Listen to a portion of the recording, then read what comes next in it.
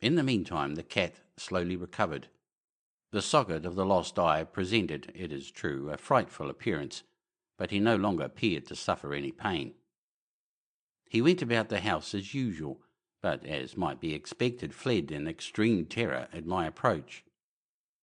I had so much of my old heart left as to be at first grieved by this evident dislike on the part of a creature which had once so loved me.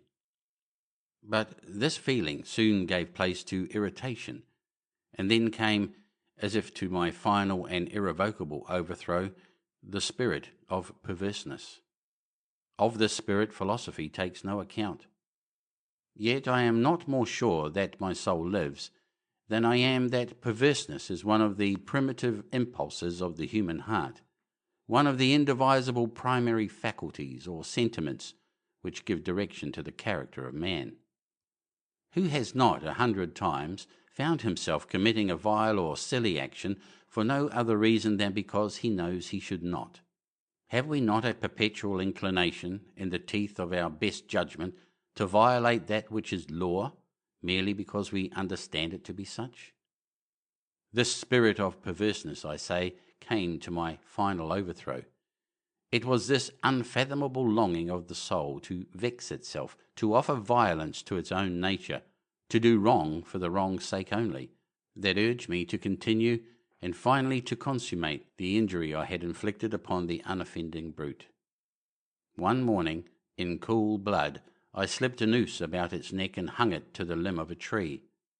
Hung it with the tears streaming from my eyes and with the bitterest remorse at my heart. Hung it because I knew that it had loved me, and because I felt it had given me no reason of offence.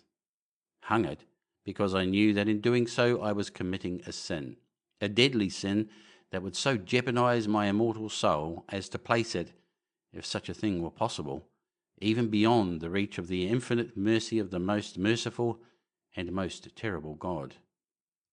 On the night of the day on which this cruel deed was done, I was aroused from sleep by the cry of fire. The curtains of my bed were in flames. The whole house was blazing. It was with great difficulty that my wife, a servant, and myself made our escape from the conflagration. The destruction was complete. My entire worldly wealth was swallowed up, and I resigned myself thenceforward to despair.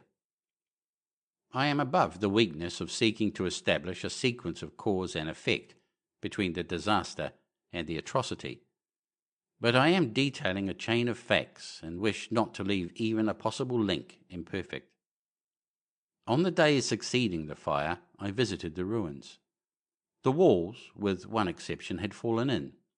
This exception was found in a compartment wall, not very thick, which stood about the middle of the house, and against which had rested the head of my bed. The plastering had here in great measure resisted the action of the fire, a fact which I attributed to its having been recently spread. About this wall a dense crowd were collected, and many persons seemed to be examining a particular portion of it with very minute and eager attention. The words strange and singular and other similar expressions excited my curiosity.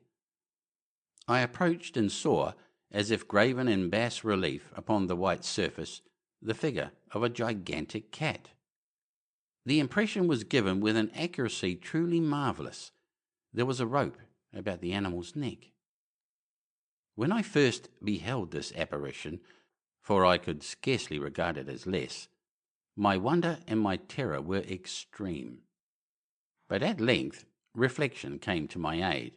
The cat, I remembered, had been hung in a garden adjacent to the house.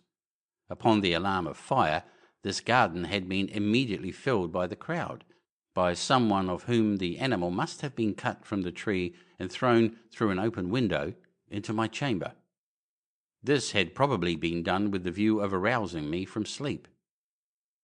The falling of other walls had compressed the victim of my cruelty into the substance of the freshly spread plaster, the lime of which, with the flames and the ammonia from the carcass, had then accomplished the portraiture as I saw it.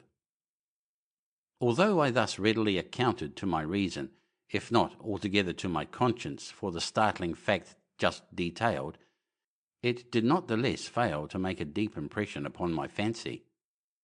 For months I could not rid myself of the phantasm of the cat, and during this period there came back into my spirit a half-sentiment that seemed, but was not, remorse.